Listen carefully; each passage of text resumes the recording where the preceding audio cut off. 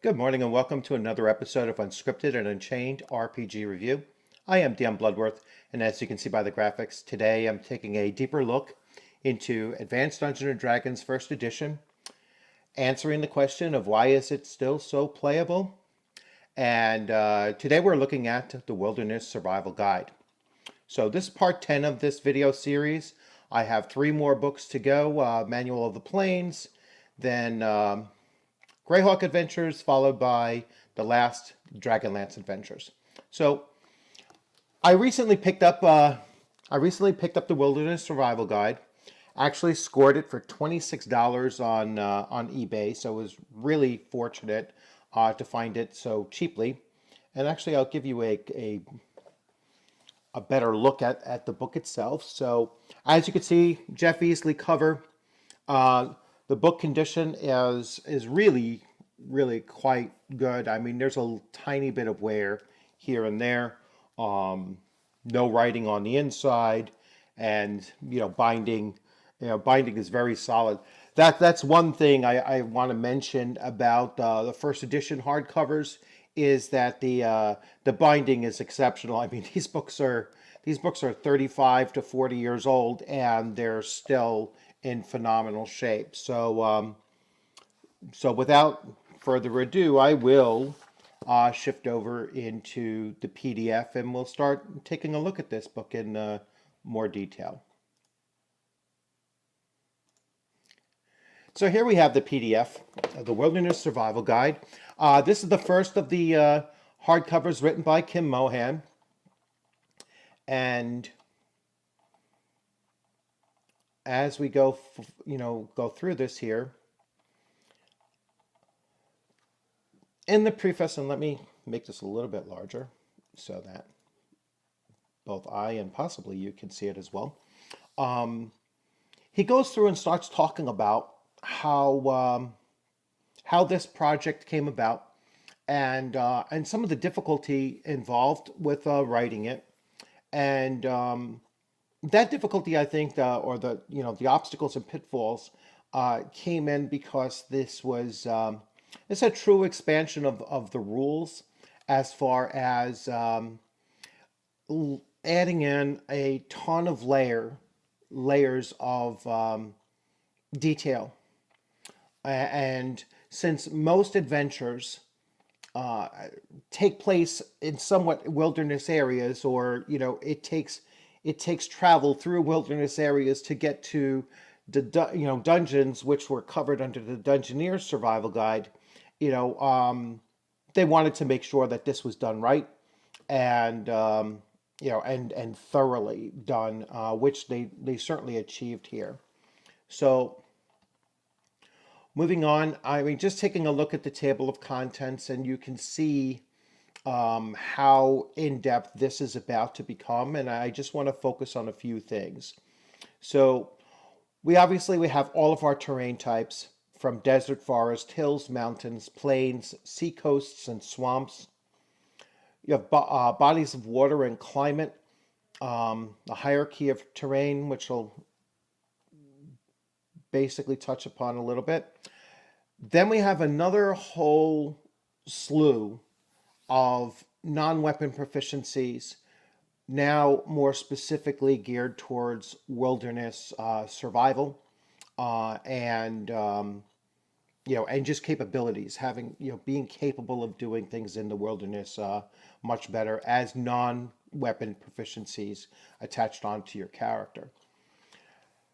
Dressing for weather, and I really like this because what it's beginning to do now is that when you have to be concerned about your clothing that you're wearing and whether or not that's going to give you proper proper protection from whatever climate you're in, you're now start to add a new element of potentially danger to the player character group, where now they have to think about, all right, well, we're going into a desert. How do we prepare to do that? There are certain equipment that we might need.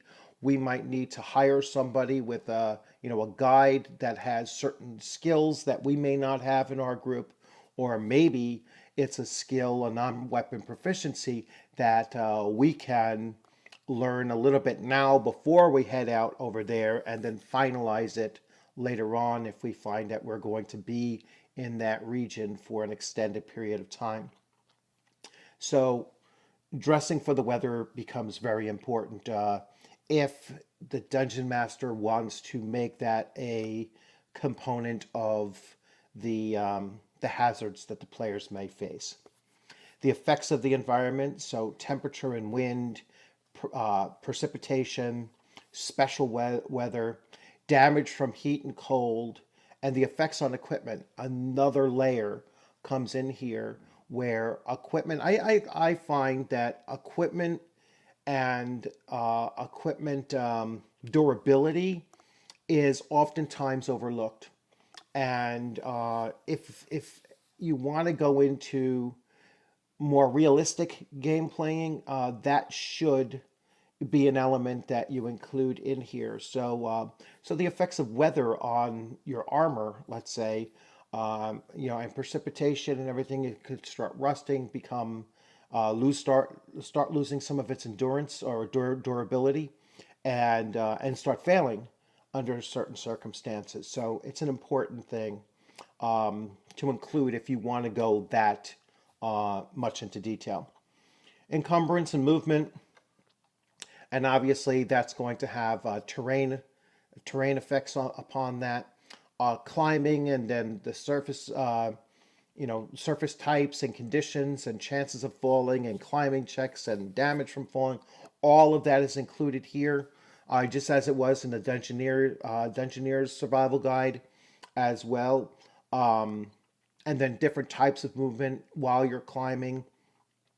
Just in last Sunday's game, my first level magic user was climbing down a 80-foot span. So he was on ropes climbing down, and at one point I asked my DM if he just rotated a little bit, holding on to the rope, would he be at an advantage point where he could see a target within the 70 inches, or 70 feet, I should say, that he could fire a magic missile at the target. And my DM told me that, well, yes, you could see your target. Yes, you could turn and take that shot. However, you're going to have to make a dexterity check to hold on to that rope, and you might suffer a fall, of approximately 50 feet. And for a first level magic user with 4 hit points, a fall of 50 feet was not something I was willing to take the risk of. So I chose to go all the way down. But these kind of environmental challenges are very important to include, and this book and the previous book really do give the DM a lot of tools in order to add that complexity and that reality of what adventuring is all about. We go through jumping and swimming and movement in waterborne vehicles, so being on boats and ships and such. Flying mounts comes into play.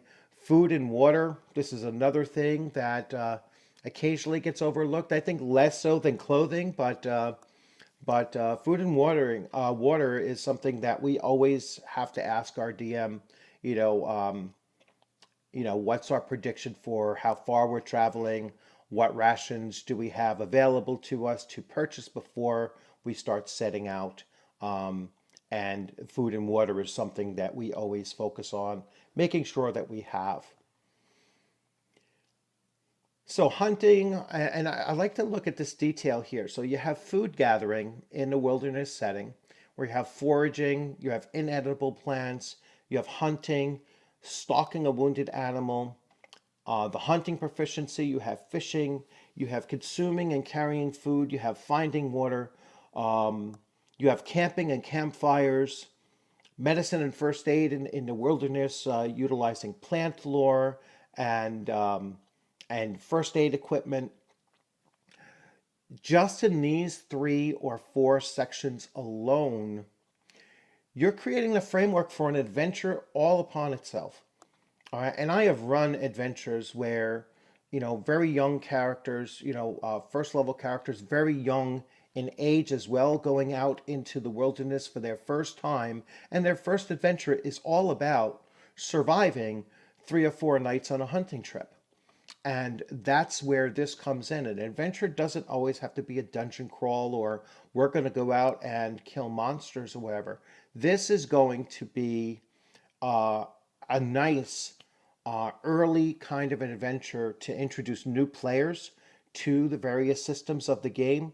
And all they're doing is camping for 3 days, and trying to survive, hopefully in inclement weather and all of those things as well, just to give them a sense that the world that they're in is a real world. So, really like the introduction of all of these subsystems of the game. So, natural hazards in the wilderness, and so on, combat rules for wilderness play.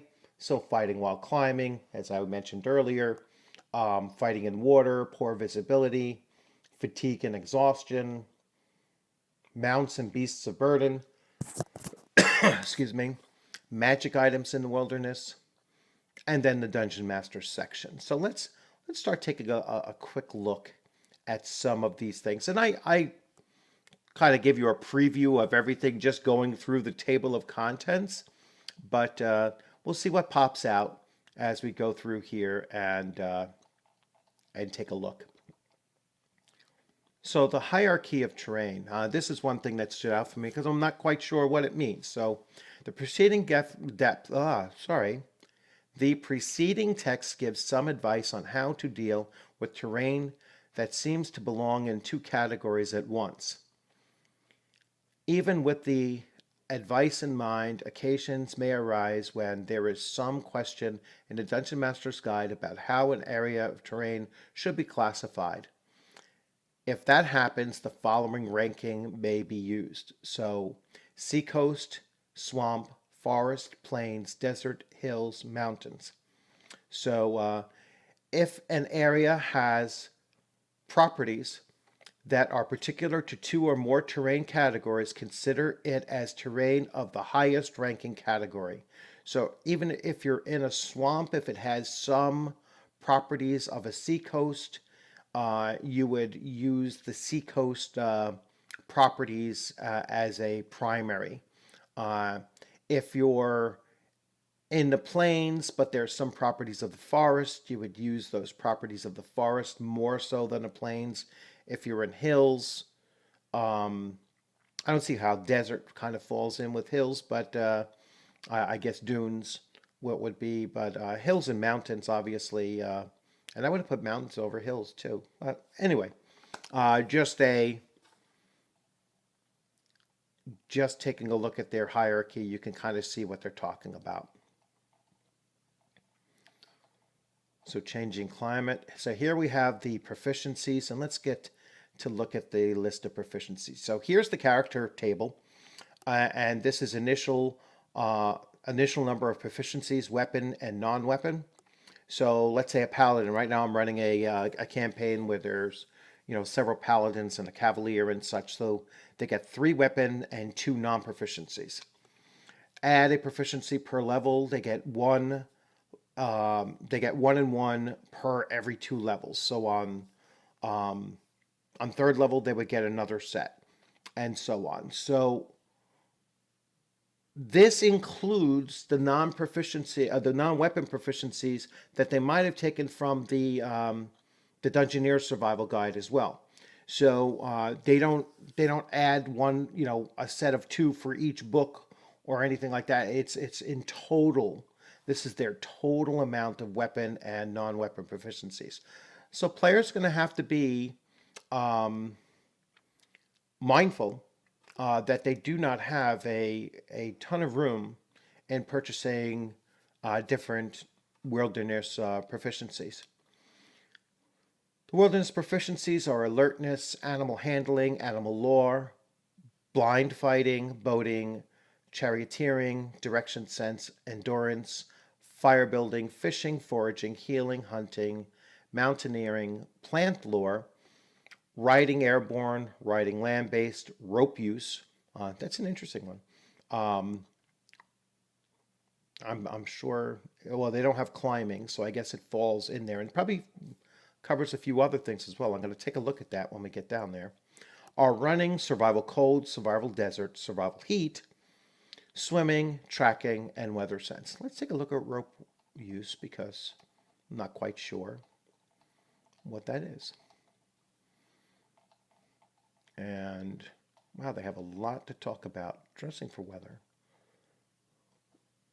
Oh, wow, they're not highlighted. So let's go back and find rope use.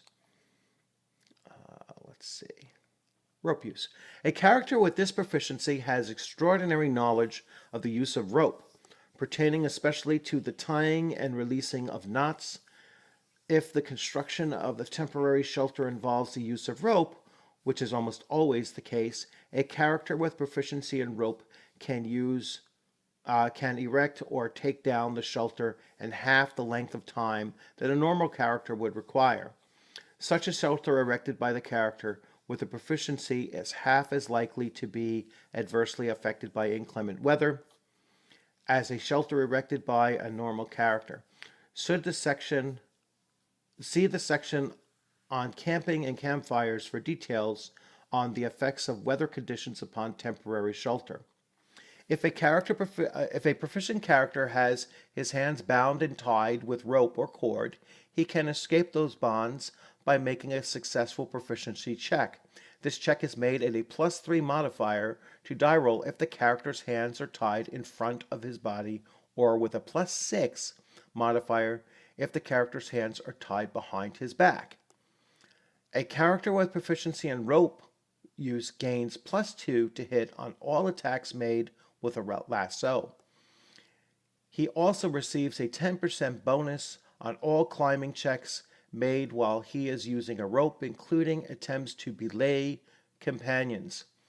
See the section on climbing for details on how to determine the success of climbing attempt. So rope use would be really, really important for a young thief character, especially with that 10% bonus on climbing and just their ability to escape from being tied up as well. So, well, interesting. I knew it would have a variety of effects for using ropes.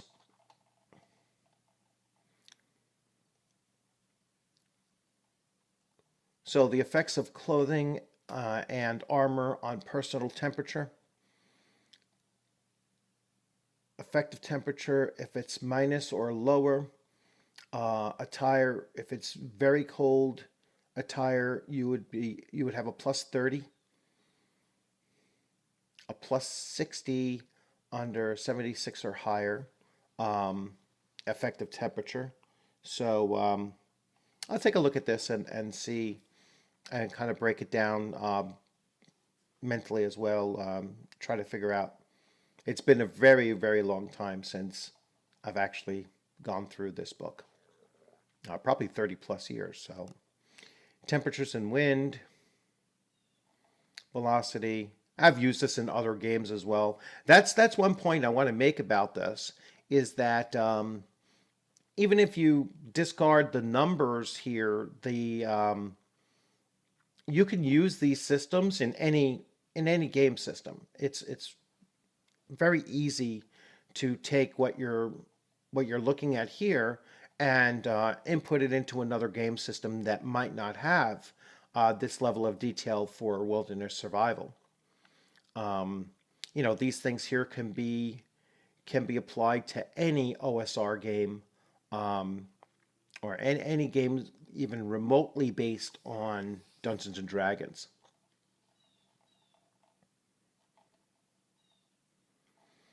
Okay. You can see, I mean, we've only gone through 31 pages of 130.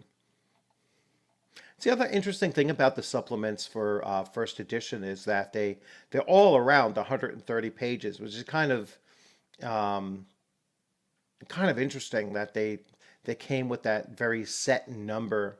I'm wondering if they wrote to that capacity very intentionally and possibly even artificially, or if I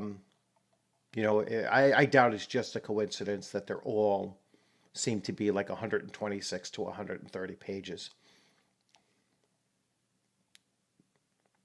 So climbing checks, falling damage. As I was talking about earlier, damage from a free fall or a severe slope. If my magic user fell from 50 feet, he would have taken 15d6 damage. So even the minimum would have killed him almost 4 times over. So it's a good thing I didn't take that magic missile shot.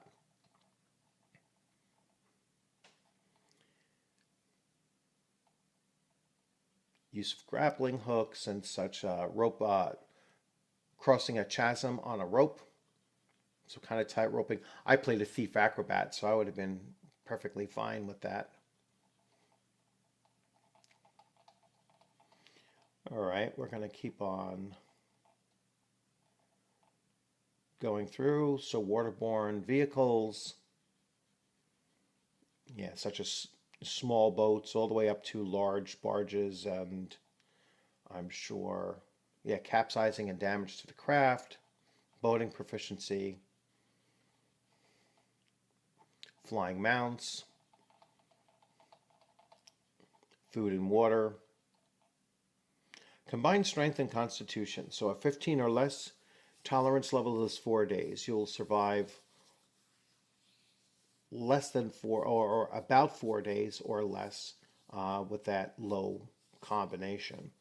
Um, well, with a 25 to 30, which is really a 14, two 15s is basically putting you in that range, which are quite high.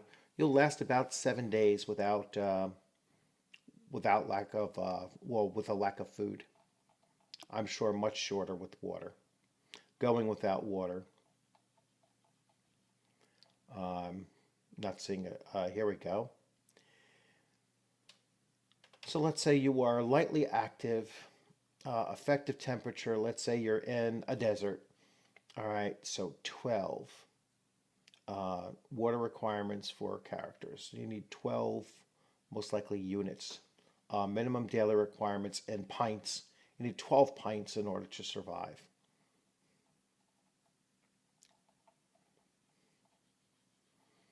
Inedible plants, hunting. I will probably definitely use this chart. I mean, that's kind of an oxymoron. Probably, definitely.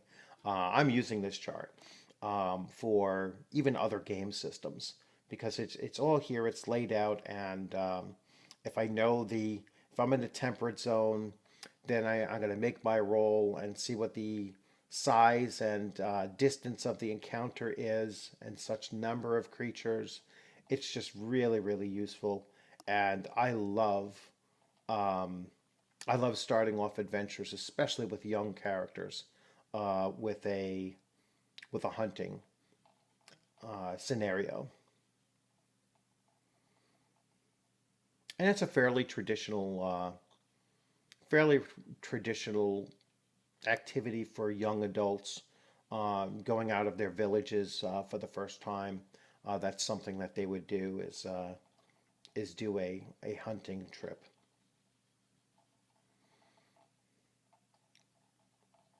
So I passed over the shelters section, but I talked kind of extensively about them when I was reading about rope use. Precautions and perils. As always, great interior art.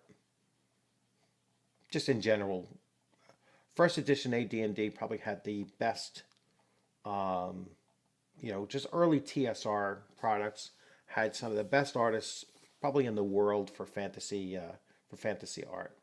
Um, it's what really makes these books stand out. First aid, vision in the wilderness, so we'll have various effects of vision in the wilderness. Infravision,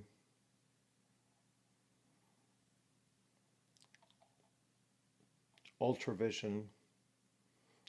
I'll have to spend some time and see what the effect of like bright light on infravision is, or the effect of desert on infravision is. That would be interesting to see. Earthquakes, tidal waves, floods and flash floods, avalanches, rockfalls, and mudslides. Some more exceptionally good art. Quicksand, combat rules for wilderness play. You can see as I went through the table of contents, there's just a ton of information, walls upon walls of text and charts and graphs, and obviously all of it optional. None of it is required, but the more detail you want, the better. The better you might feel your campaign is running with this level of detail. I think shorter adventures with more detail probably better than longer adventures with very little detail involved. So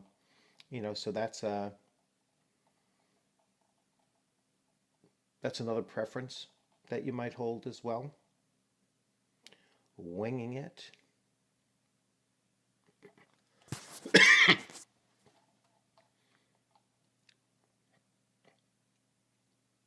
The world of weather, climate, regions, basic. You can imagine the research that that the writers of this, primarily Kim Mohan, had put into putting this together, because this isn't just all right. I'm going to sit down and make this stuff up as I go along.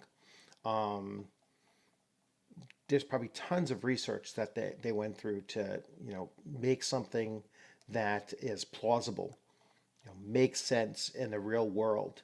Otherwise, it just wouldn't play off that well. Relative humidity. I mean, geez, we're going into super detail here. Hours of the day, tides, and so on. I'm going to just bring it down to the near the end. Compiled tables.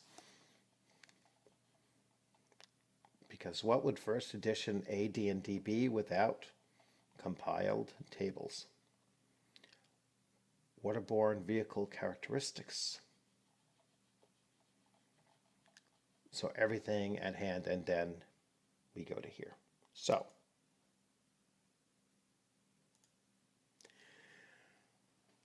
that's a really quick preview over the survival guide, the wilderness survival guide. And like I said, you could still copies of this, although they are getting harder and harder to find it, and I was really lucky to find one as cheaply as I did.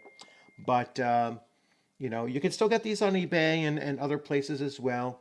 If you ever have the opportunity to pick up the hardcovers of first edition AD&D, I strongly recommend that you do.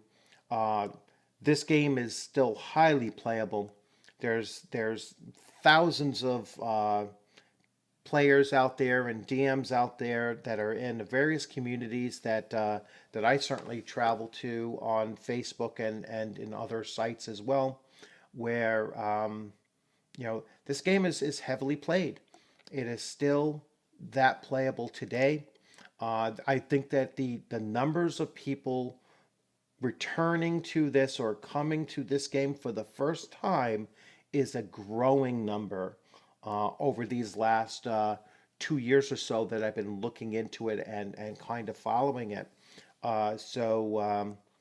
You will never have a hard time putting together an AD&D first edition group, whether it be on Roll20 or some other system that you're using to do virtual gameplay.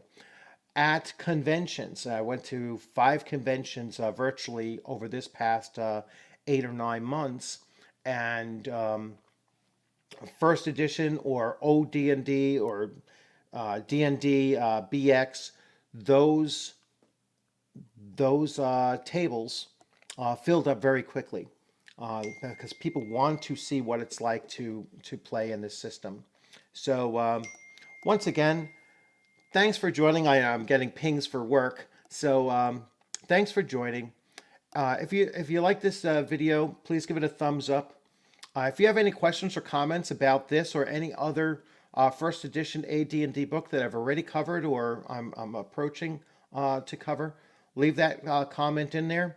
And I look forward to seeing you on the gaming screen sometime very soon.